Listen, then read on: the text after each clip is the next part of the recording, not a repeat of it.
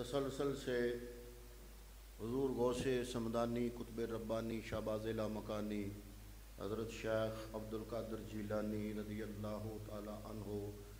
آپ کا ذکر پاک آپ کی خدمت میں پیش کیا جا رہا ہے۔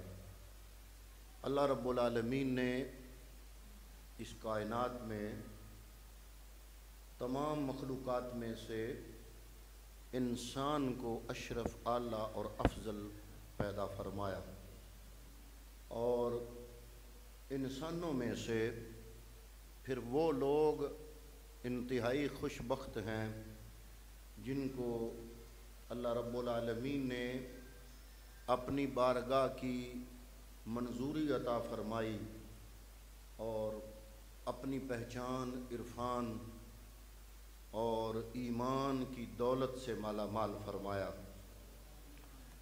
ان خوش قسمت لوگوں میں پھر انتہائی خوش نصیب وہ لوگ ہیں جن کو رب کائنات نے اپنی بارگاہ سے ولایت کا مرتبہ عطا کیا۔ اس بڑی کائنات میں رب کا سب سے بڑا احسان جو انسانوں پر ہے وہ ہے نبوت و رسالت، اور نبوت و رسالت کے بعد میرے رب نے جو سب سے بڑا مقام انسانوں میں سے عطا کیا ہے وہ ہے اللہ کا ولی ہونا۔ تو جو ولی کامل بن جاتا ہے، اللہ کے راستے کا مسافر بن جاتا ہے، اللہ رب العالمین کے قرب کی منازل طے کرنا شروع کر دیتا ہے، تو اللہ رب العالمین اسے اپنی بارگاہ سے نواز دیتا ہے، کیونکہ اللہ رب العالمین نے فرمایا، حدیث قدسی ہے کہ جو بندہ اللہ رب العالمین کو بلاتا ہے، رب کو پکارتا ہے، اللہ رب العالمین اس کی آواز پہ لبیک کہتا ہے۔ اگر پکارنے والا گناہگار تیرے میرے جیسا عام انسان ہی کیوں نہ ہو،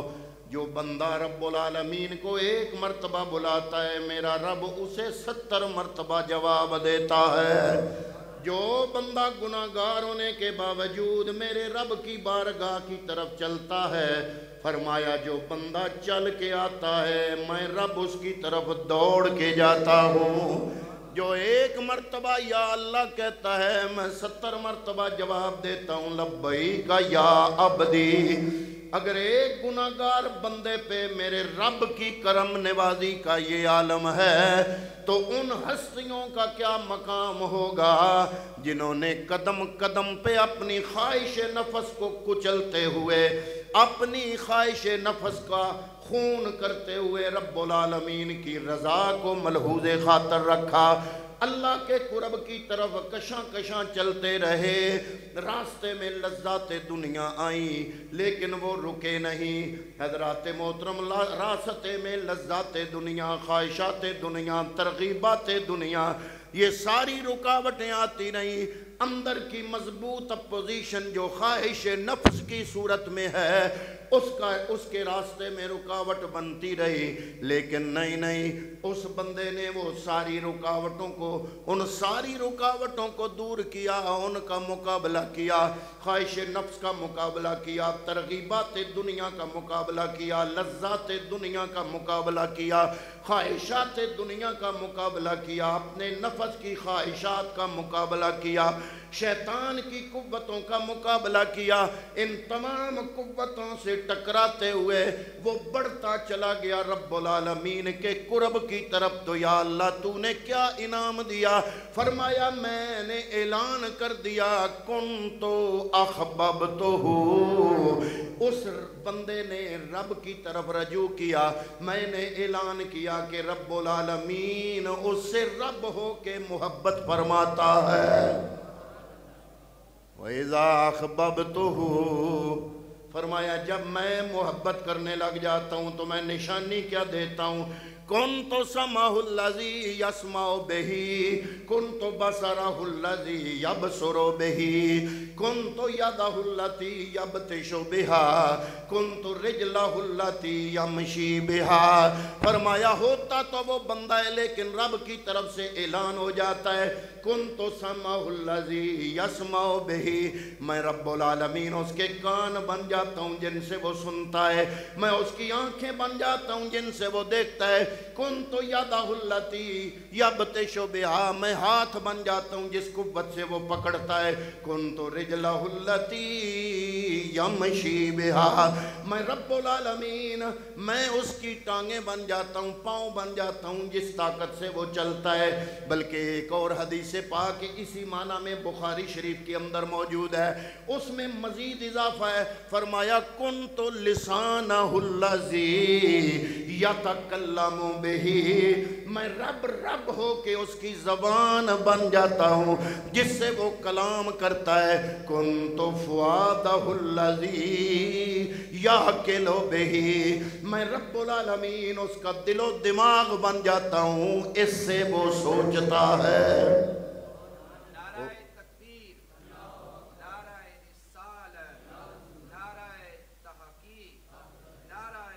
تو ہوتا تو وہ بندہ ہے لیکن مظہر صفات رب بن جاتا ہے۔ اللہ رب العالمین کی صفات کا اظہار اس بندے میں سے ہونا شروع ہو جاتا ہے۔ حضرات محترم اسی چیز کو کہتے ہیں کہ جب بندہ اس مقام پہ پہنچتا ہے تو پھر کیا ہوتا ہے کہ رب العالمین اپنے لکھے ہوئے کو نہیں دیکھتا، اپنے نیک بندے کی زبان کا لحاظ اور پاس فرماتا ہے۔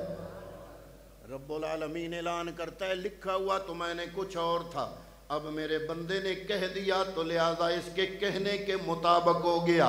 اسی وجہ سے میرے کملی والے نے ارشاد فرمایا بہت سے اللہ کے نیک بندے ایسے ہیں کہ ان کے بال غبار سے اٹے ہوئے ہوتے ہیں، ان کی ظاہری حالت کوئی نہیں ہوتی، لیکن جب وہ میرے رب پہ کسی کام میں قسم کھا لیتے ہیں تو اللہ تعالیٰ چاہے اس کے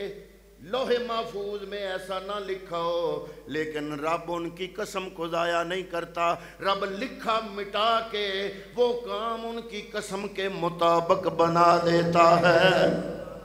حضرات محترم اسی چیز کو کرامت کہتے ہیں، جو کرامت آج کل کے جو لنڈے کے لبرل ہیں، لنڈے کے لبرل جو سیکولر ذہن رکھنے والے جو لبرل ٹائپ لوگ ہیں، جن میں مرزا انجینئر بھی ہے،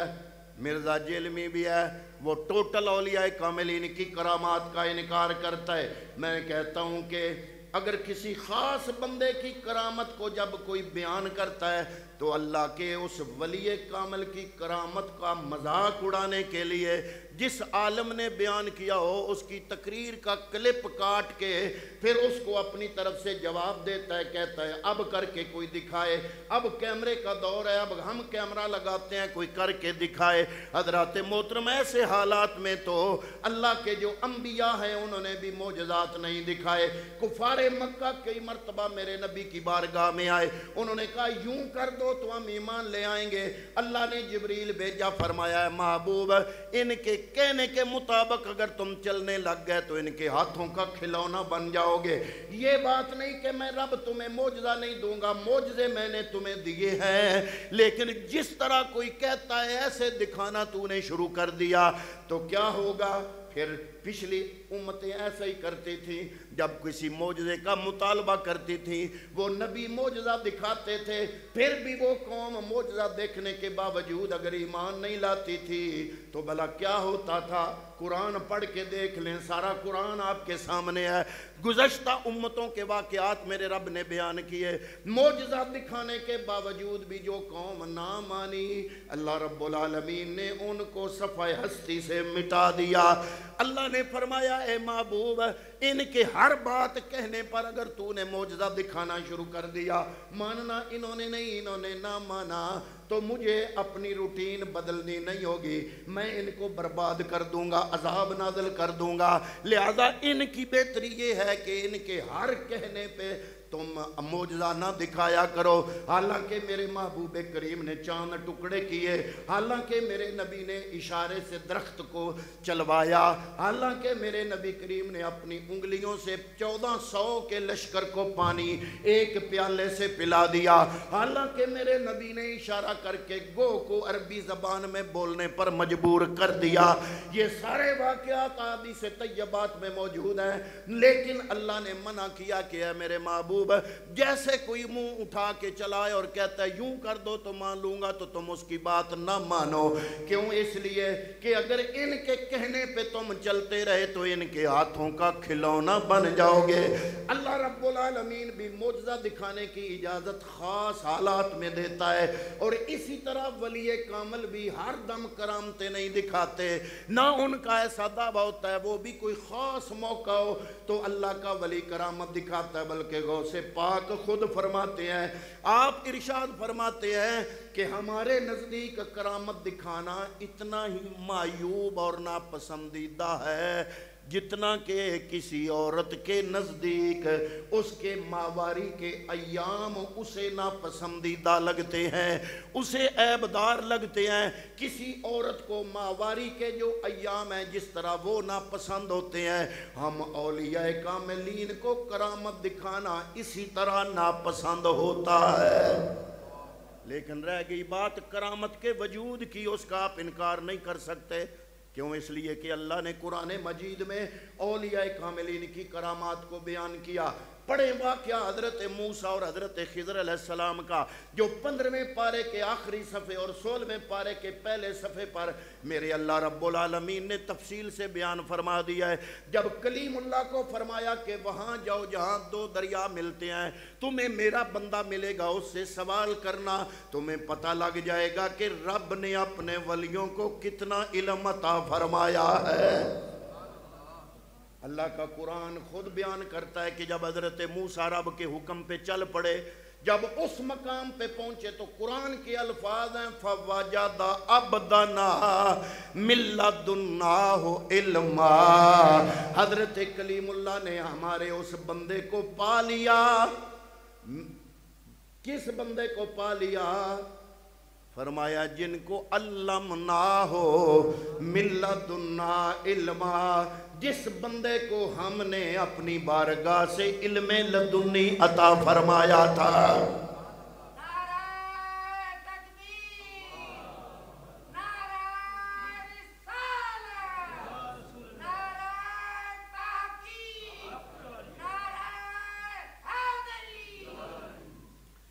وہ خصوصی واقعہ جو میں پچھلے جمعے پہ بھی بیان کر رہا تھا، حضرت سلیمان علیہ السلام اپنے حواریوں سے کیوں کہتے ہیں مجھے ملکہ بلقیس کا تخت اس سے بھی جلدی چاہیے؟ قال عفریت من الجن انا آتیک بہ قبل ان تقوم من مقامک،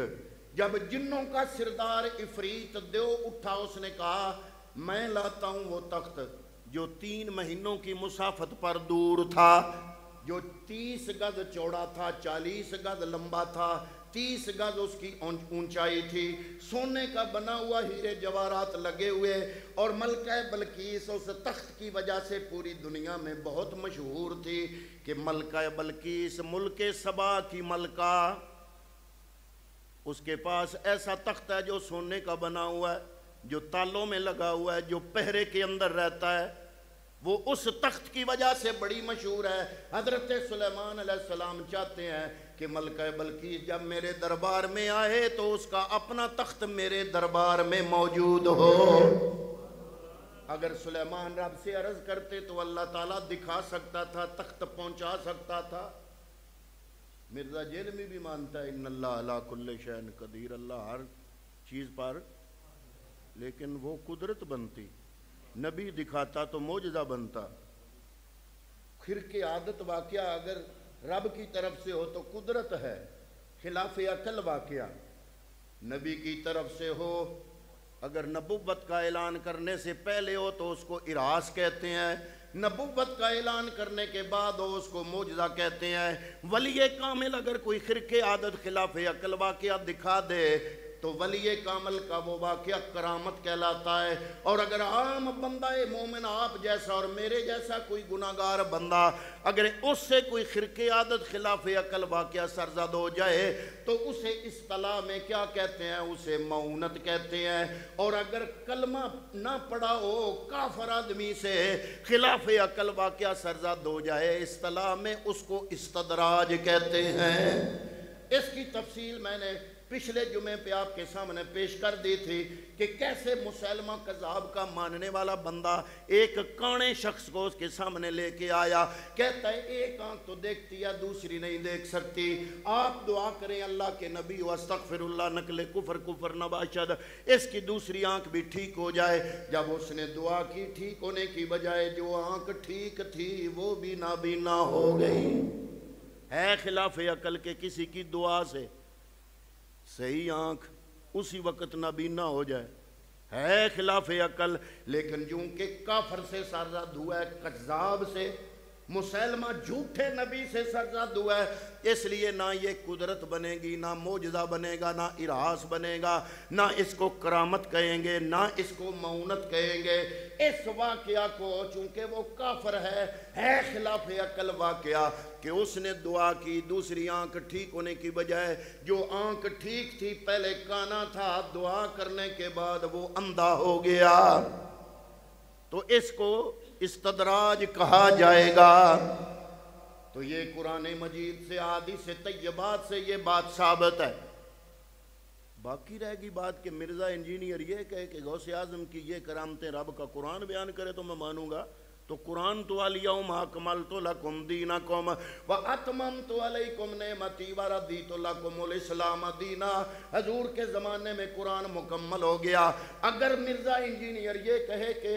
نبی کریم کی حدیث سے اگر غوث پاک کی کرامت ہو تو میں مانوں گا، تو حضور نبی کریم کی حدیث طیبہ تو آپ کی حیات طیبہ کے ساتھ ہی مکمل ہو گئی۔ غوث پاک کا زمانہ 5ویں صدی ہجری کا زمانہ بنتا ہے، کیا یہ کم کرامت ہے؟ پہلی بات تو یہ ہے کہ غوث اعظم کی پھر کرامتیں عام بندے ہی بیان کریں گے نا، اگر کوئی نہیں بھی مانتا تو ہم اس کو کافر تو نہیں کہیں گے، لیکن ہم یہ کہیں گے کہ ہمارے نزدیک تم سے بہتر وہ مشائخ ہیں جنہوں نے حضور غوث اعظم کی کرامات بیان کی ہیں۔ ان میں چھوٹی ہستیاں نہیں ہیں، ان میں ایک ہستی کا نام ہے علامہ نووی جو مسلم شریف کے شارح ہیں، عربی میں شرح لکھی، دیوبند اہل حدیث بریلوی تمام مکاتب فکر کے دینی مدارس میں سبقاً امام نووی کی شرح مسلم پڑھائی جاتی ہے۔ جو محدث ہیں علامہ نووی تو مانے غوث اعظم کو، جنید بغدادی جو 2 صدی ہجری کے ہوئے وہ اپنے زمانے میں کہہ گئے کہ میرے بعد ایک آنے والا آئے گا جو ممبر پہ بیٹھ کے کہے گا قدمی ہذہ علی رکبت کل ولی اللہ۔ بلکہ علامہ شتنوفی رحمۃ اللہ تعالیٰ علیہ نے کتاب لکھی بہجت الاسرار، بڑی مشہور و معروف کتاب ہے پوری کائنات میں، بہجت الاسرار۔ علماء بیان کرتے ہیں بہجت الاسرار کے واقعات۔ علامہ شتنوفی کی لکھی ہوئی بہجت الاسرار، اس میں انہوں نے لکھا کہ شیخ خلیفہ اکبر خواب میں حضور کی زیارت نصیب ہوئی۔ انہی دنوں جب غوث اعظم نے کہا تھا میرا یہ قدم تمام اولیاء کی گردنوں پر ہے، تو شیخ اکبر خواب میں حضور نبی کریم کا دیدار کرتے ہیں، تو ذہن میں یہ واقعہ تھا، مصطفیٰ کی بارگاہ میں عرض کیا یا رسول اللہ ہمارے علاقے میں ایک بندہ ہے نام ہے عبد القادر، وہ کہتا ہے قدمی ہذہ علی رکبت کل ولی اللہ، میرا یہ قدم تمام ولیوں کی گردنوں پر ہے، آپ کا اس میں کیا خیال ہے؟ اب شیخ اکبر خواب میں حضور کو دیکھ رہے ہیں اور حضرت شیخ عبد القادر جیلانی کی شکایت کر رہے ہیں کہ ہمارے علاقے کا ایک بندہ ہے، نام ہے عبد القادر جیلانی، وہ کہتا ہے کہ میرا یہ قدم تمام ولیوں کی گردنوں پر ہے۔ میرے نبی نے فرمایا سادہ کا الشیخ عبد القادر، عبد القادر نے سچ کہا، فَكَيْفَ اللَّهُ وَالْقُطْبُ وَأَنَا أَرْعَاهُ، فرمایا ایسا کیوں نہ ہو، وہ قطب ہے اور میں محمد کی زیر نگرانی ہے۔ مولانا حسن میاں نے اسی لیے کہا تھا کہ تمہیں وصل بے فصل ہے شاہدی سے، تمہیں وصل بے فصل، وصل میں نے ملنا، بے فصل یعنی بغیر فاصلے کے، تمہیں رابطہ بغیر فاصلے کے شاہدین سے ہے۔ مولانا حسن میاں رحمت اللہ تعالی علیہ نے غوث اعظم کو مخاطب کر کے شعر کہا، تمہیں وصل بے فصل، تمہیں وصل بے فصل ہے شاہدین سے، دیا حق نے یہ مرتبہ غوث اعظم، تمہیں وصل بے فصل ہے شاہدین سے، دیا حق نے یہ مرتبہ غوث اعظم۔ تو حضرات محترم اگر مرزا انجینئر کہے کہ حدیث بیان کرے غوث اعظم کی کرامت، تو یہ کیسے ہو سکتا ہے؟ حضور کا زمانہ گزر گیا، حدیث کا زمانہ گزر گیا، غوث پاک کی ولادت 5ویں صدی ہجری میں ہو رہی ہے، تو ظاہر ہے ان کی کرامات کو دنیا والے ہی بیان کریں گے، لیکن دنیا والے جنہوں نے بیان کیا، دیکھنا یہ ہے کہ ان کا علم میں قد کتنا ہے۔ کیا مرزا انجینئر کا قد زیادہ ہے یا شیخ اکبر کا قد زیادہ ہے؟ کیا مرزا انجینئر کا علم میں مقام زیادہ ہے یا شیخ عبدالحق محدث دہلوی کا زیادہ ہے، جنہوں نے اخبار الاخیار کے اندر حضور غوث سمدانی شیخ عبد القادر جیلانی رضی اللہ تعالیٰ عنہ کا واقعہ لکھا؟ آپ فرماتے ہیں بلکہ علامہ عبد القادر اربلی رحمت اللہ تعالیٰ علیہ نے ایک مشہور زمانہ کتاب لکھی ہے، اس کا نام ہے تفریح الخاطر، کتاب کا نام ہے تفریح الخاطر، طبیعتوں کی کو خوش کرنے کے لیے، طبیعتوں کی فرحت، تفریح الخاطر نام ہے کتاب کا۔ علامہ عبد القادر اربلی نے یہ کتاب لکھی، وہ فرماتے ہیں کہ امام حسن عسکری رحمت اللہ تعالیٰ علیہ جو 12 اماموں میں سے ہیں، 11ویں امام ہے امام حسن عسکری، آپ نے ایک مصلی اپنے مرید کو دیا، فرمایا بغداد میں ایک ہستی ہوگی جو بغداد کے منبر پہ بیٹھ کے کہے گی میرا یہ قدم تمام ولیوں کی گردنوں پر ہے، یہ میرا مصلی اسے دے دینا۔ تیری زندگی میں اگر وہ ظاہر نہ ہوئے تو وصیت کر جانا، کسی قابل اعتماد مرید کو دے دینا، اس کو وصیت کر جانا کہ وہ مرنے سے پہلے وہ وصیت کر جائے۔ اس طرح یہ مصلی غوث اعظم تک پہنچنا چاہیے۔ حضرات محترم علامہ حلبی رحمت اللہ تعالیٰ علیہ نے قلائد الجواہر کے اندر لکھا، یہ علامہ حلبی بھی بہت قد کاٹ کے بندے ہیں، یہ آج کل کے انجینئروں سے کئی گنا زیادہ عظمت رکھنے والے ہیں۔ وہ کہتے ہیں جب غوث اعظم نے یہ جملہ بولا میرا یہ قدم تمام ولیوں کی گردنوں پر ہے، حضرت شیخ احمد رفاعی رحمت اللہ تعالیٰ علیہ جو ولی کامل ہیں، اللہ کے مقبول ولی ہیں، انہوں نے بھی اپنی گردن جھکا دی۔ سروں پر جسے لیتے ہیں تاج والے، جو خود ولی ہیں شیخ احمد رفاعی رحمت اللہ تعالیٰ علیہ، سروں پر جسے لیتے ہیں تاج والے، تمہارا قدم ہے وہ یا غوث اعظم، سروں پر جسے لیتے ہیں تاج والے، تمہارا قدم ہے وہ یا غوث اعظم۔ بلکہ میں جن کو مانتا ہوں اور جن کی وجہ سے دنیا والے مجھے بریلوی کہتے ہیں، امام اہل سنت شاہ احمد رضا خان بریلوی رحمت اللہ تعالی علیہ، آپ نے سلام لکھا تو اس میں غوث پاک کو نہ بھولے۔ سلام ہے سونے مصطفیٰ کی بارگاہ میں، وہی سلام جو آج گھر گھر پڑھا جا رہا ہے، پورے بر صغیر میں پڑھا جا رہا ہے، اور اس کو لکھے ہوئے 1.5 صدی ہو گئی ہے، لیکن آج بھی تازہ نظر آتا ہے۔ مصطفیٰ جان رحمت پہ لاکھوں سلام، شمع بزم ہدایت پہ لاکھوں سلام۔ یہ سلام اعلیٰ حضرت نے مصطفیٰ کی بارگاہ میں لکھا، لیکن اس سلام میں غوث اعظم کو نہیں بھولے۔ آپ کہتے ہیں جن کی منبر بنی گردن اولیاء، جن کی منبر، حالانکہ سلام غوث اعظم حضور نبی کریم کی بارگاہ میں سلام ہے، لیکن یہ کہنا نہ بھولے جن کی منبر بنی گردن اولیاء، جن کی منبر بنی گردن اولیاء، اس قدم کی کرامت پہ لاکھوں سلام۔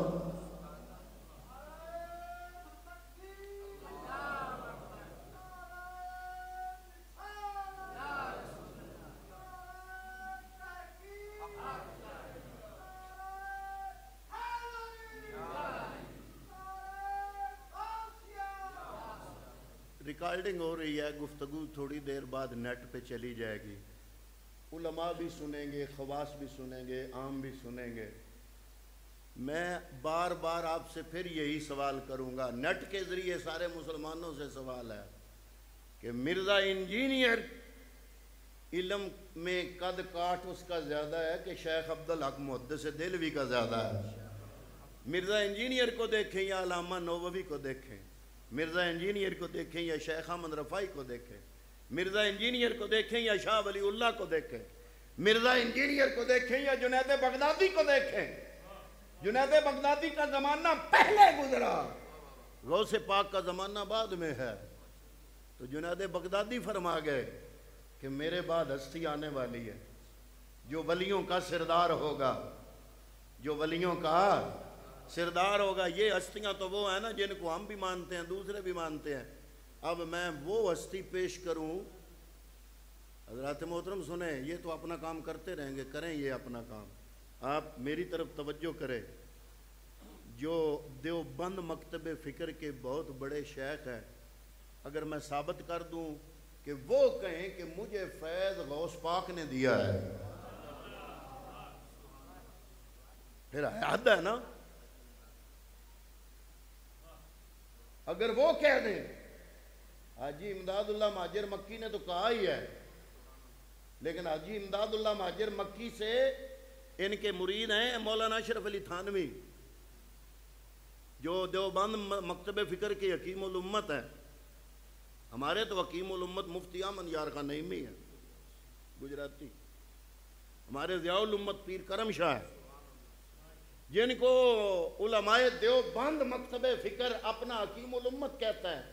مولانا اشرف علی تھانوی ان کے مرشد امداد